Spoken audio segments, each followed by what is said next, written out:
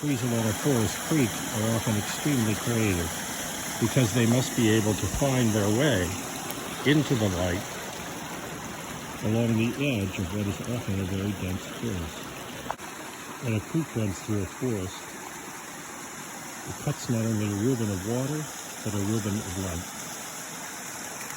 If a tree can find its way out over the creek, there it can find enough light to live and grow. There's a dark hemlock forest above, but down in the bend of the creek, light pours in. One way to grow tall is to sprout right on the edge of the stream.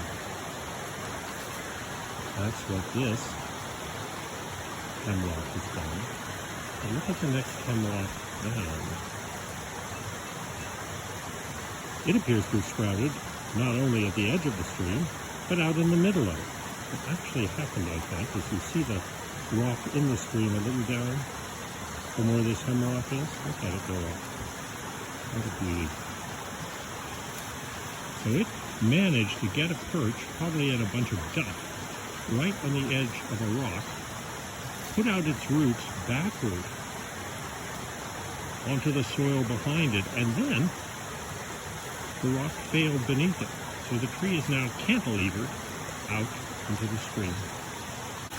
This willow placed itself right in the stream, right along its very edge, and one stem of it, as you can see, grows up directly over the top, and then bends and releases stems that grow straight up for the light in the creek center. But the second stem of this willow failed, cracked right here, and failed right across the creek to the other side. But all of those little lively bits of green you see are new willows sprouting along the fallen trunk. And not only that, down here at the base where the willow trunk has hit the land, new sprouts are emerging that are putting out their own roots. So this willow has found a way to travel downstream. My nominee for the most creative tree in this creekside forest is a yellow birch, perched 20 or 25 feet on a rock ledge above the creek. Those are its roots. You can see that it too is perched right over the edge of the stream and probably began life in a little bit of leaf duff as a seedling, and then had to find the soil. So its roots extended up the hill until there it was, and the tree was able to go upwards, now more than 50 feet into the air. Let's look at this tree from beneath. Here's the yellow birch's perch.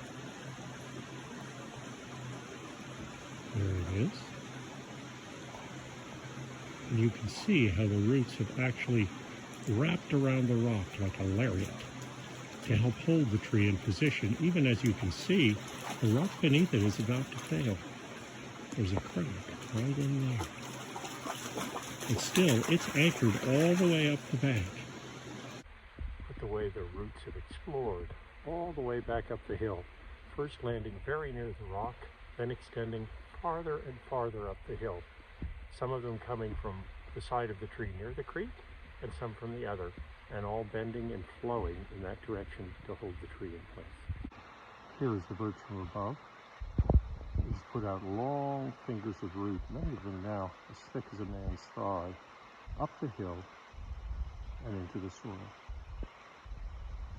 to give it a firm base so it can find and use the light. Two hemlocks, a willow and a birch, dancing between the water and the light.